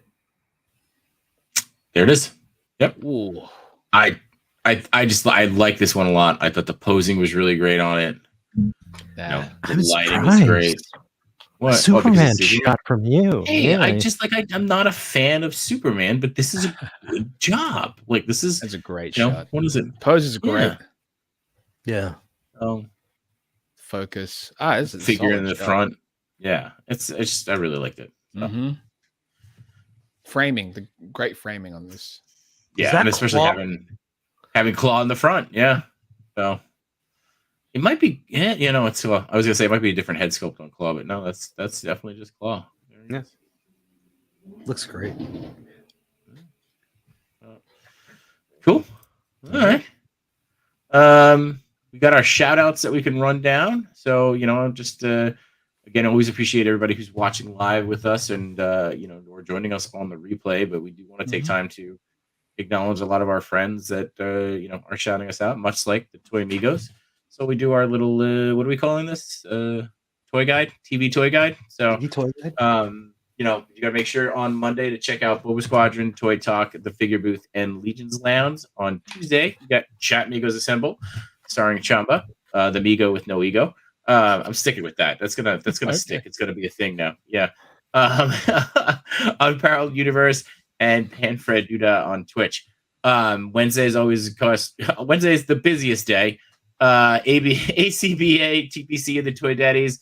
Costumes by Matchu, who was in chat with us a little bit earlier today. Fallen Fat Chronicles. Thursday, you've got Toying Around and Unboxing Thursdays. They're Not Dolls. Sir Dork and Fred is back on Twitch. On Friday, you got ACBA again, along with Unparalleled Universe and the Infinity Equation. And on Sunday, Yimbo reviews everything. Lazy Boy Sundays. The Infinity Creators, who were just live last week, they go once a month. They had I think they had Mario on, right? Yep. Yeah. On that, and then of course you end your week with a little Fred action on Twitch. But again, always appreciate the support. Anything you want to plug, Chamba? Any last words, amigos? You can follow me on Twitter and Instagram at TheChamba. I do stream artwork sometimes on Twitch, but it's also at TheChamba. So I'm pretty much TheChamba in most places. You are just the Chamba. Honestly, I would just pick Chamba, but you couldn't get it. That's the problem. So I was like, I'll go with TheChamba. Yeah. It was already picked up in certain places. I was like, I missed out. So I'll just go with TheChamba, so it's easier. I'm also on Discord for the most part, on the Toy Migos and also Enablers Discord. But if you want to get to me, the best way is through email. I know people don't like email. I like email because it keeps a record of everything that I can see. That's why. And I always and I always have my emails open, mainly for work and stuff related, and so it's always open. Yeah. Okay. Well, that is great. And email is at TheChamba. No, that one's Art by Chamba. Art by Chamba. Got it. Chamba, right. Yeah. At Gmail. But yeah, you got anything coming up? Oh yeah, dude. No, it was excited to have you. We loved. We were trying to. We definitely wanted to showcase the work you did for us. Appreciate it. And the stuff that you do in general is just amazing. And I think that the way you talked about breaking stuff down and posing and things like that, like hopefully that helps somebody out there. If you got more questions as well, definitely just again shoot emails or drop in one of my art streams on Twitch. Yeah. Yes. And Chamba will just tell you to just draw it. Just draw it. No. Start with a potato. Start out with potato, then add some potato and arrows. That's it. Right. Directional arrows and potatoes. And then just draw it. My phone's gonna give me ads for like McDonald's fries by the end of the stream. By the way, you're not gonna complain. I wouldn't either. I grew up across the street from the McDonald's, so I'm kind of sick of it. But you know what? I haven't had it in a while. So. Macca's fries are great. Bad for you, but great. Yeah. And the grimace is just going to show up randomly. So that grimace, yeah, heck yeah, in my nightmares. Purple blob. Yeah, thanks for that. But yeah, that's it. So thanks again, everybody. Chamba, seriously, man, thank you so much for being here. Thanks, you are welcome back anytime when you're not streaming with everybody else. But we will obviously be tuning in to catch you tomorrow when They're Not Dolls. So until then, that's it. Have a good night, everybody. We'll see you on episode 22, maybe. I don't know.